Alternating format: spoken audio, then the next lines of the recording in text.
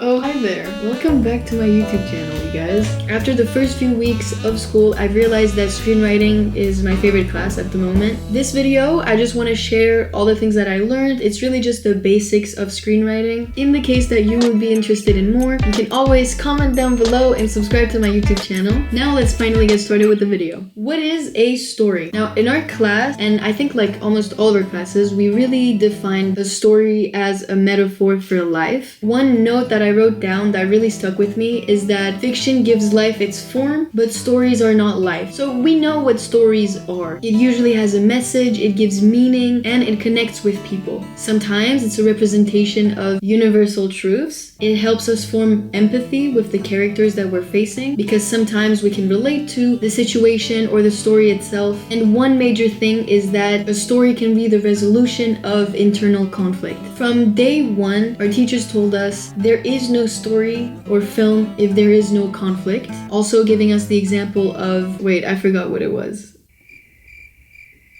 A cat sitting on a couch is not a story, but a cat sitting on the dog's couch is a story. I don't know if I said that right, whatever, but the point is that if there's conflict, there is a story. Because it kind of translates to the reality of what life really is. We have problems.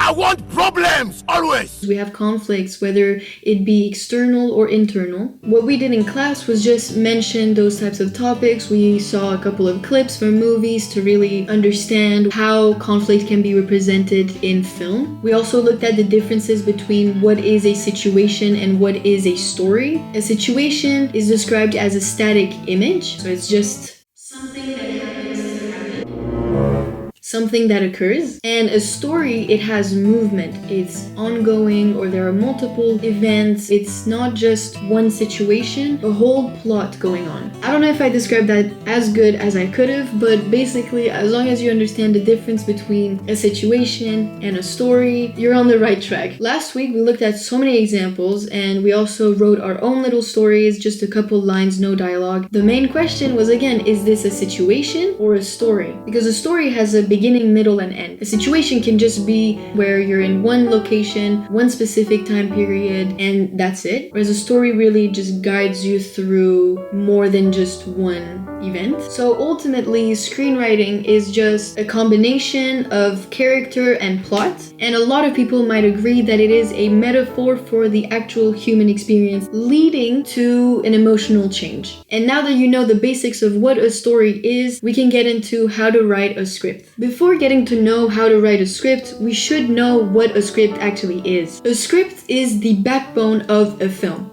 You can't do anything without a script. You need something. You need a story. You need descriptions. That's what a script represents. It's everything you need. A scene is a basic unit of screenplay. It has a single location, a single time, and a sequence is a set of scenes that forms this cohesive narrative unit. There are multiple locations, multiple times, and one of the most important things that our teacher really highlighted is that the script needs to be in present tense. Even if you write some flashback or you go ahead of time, the script itself needs to be in present tense at all times. As the reader of the script, you feel present in the story. Like, it's easier for you to actually visualize what the scene is supposed to look like. So, like I said, the script is not so much for the screenwriter, but for the director, for the DOP, costume designer, set designer, like everybody. Which is why you have to be really attentive when writing a script, because you know that it's not just for you and it's gonna be read by a lot of people, so it needs to be concise, clear, and everything you write down needs to have a meaning or a purpose in the scene. We were also told to go for show don't tells. Writing a lot of dialogue is great, but you just want to avoid any emotional or subjective description. And one of the truly the most important thing is that your script is organized. Because like I said, you have to be very conscious about your script because it's gonna be read by multiple people. You need to make sure that everything you write is clear, understandable, so that you don't have to keep going around and people asking you questions and you having to answer and everything. Like, it just makes it really complicated. So make sure whatever it is, your final draft is ready to go. It's clear, it's got everything you need, and you don't need to make changes in the future. Now, characters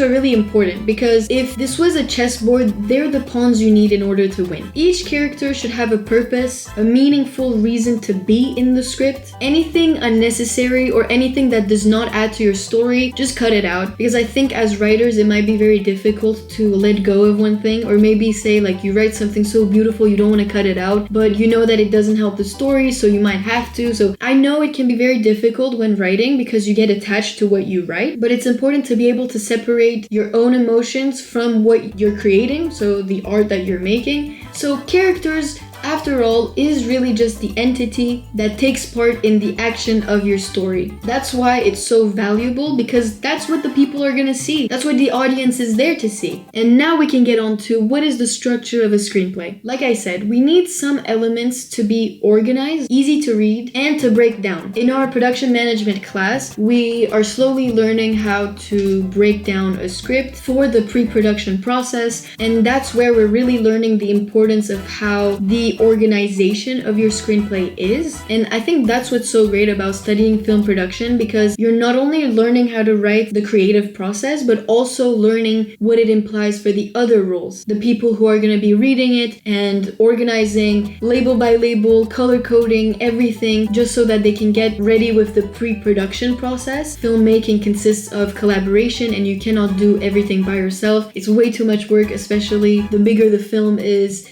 the more responsibilities spread around. So first and foremost, we are going to start with a header or a slug line. Then we go in the action or the description, something similar to this, like it's very straightforward. Then we head on to the character name. Also, if there's any new characters or props that are being introduced in the description, you should have it capitalized, all uppercase, and any other time that you mention it again, you don't have to leave it uppercase, but just that first time when you first introduce it, because it then just makes it so much easier to organize for those who will be doing the script breakdown. Then a parenthetical if it is necessary, so it goes right under the name for a pause or a shift. And then you would of course get the dialogue, and of course that's also pretty straightforward, ending it all off with a transition. So formatting, it's pretty clear, it's very self-explanatory as well, and it's supposed to be that one page of your script represents 1 minute of your film. What are some tools that you can use to write script? Our school advised us to use Celtics. It's a website that I'll try to get myself familiar with, because that's the one that we're going to be using when writing our own script. For now, it looks super easy to use, to be honest. It's also great for the breakdown of the script that I was telling you about, because you can color code, highlight, label, do whatever you want very easily, and it also guides you through the writing process. All the elements from characters to locations to props. This is about it, really. If you have an idea, if you have a script in mind, if you have a scene in mind, being able to visualize it is great, but being able to actually write it down and actively try to describe it in words is really key. So practice makes perfect. I know that I'm going to be trying to use this tool not only for my homeworks, but also just any project that I might want to get into on my own. To me, I feel more comfortable writing scripts than I do writing short stories, because I feel like with short stories, you have to be very adequate with your diction, and it really just requires more adjectives and also just storytelling ability. Whereas with scripts, if you're someone who visualizes better and is not very literal, I think screenwriting will be way easier for you, because it is to me, it's like I can close my eyes and envision a scene, and writing what I see seems easier than having to help someone visualize a story. So it really depends on what you're comfortable with, and also don't forget that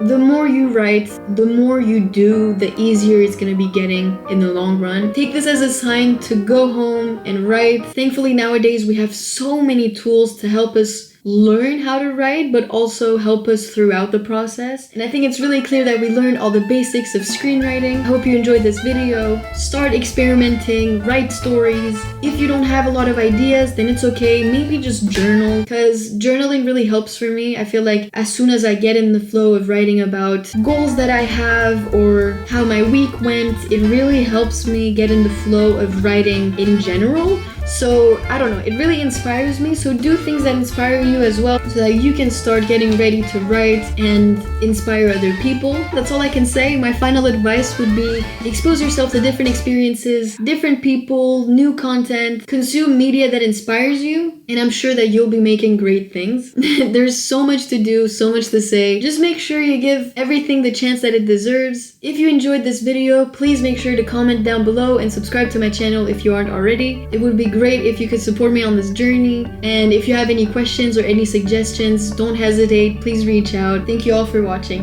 Bye!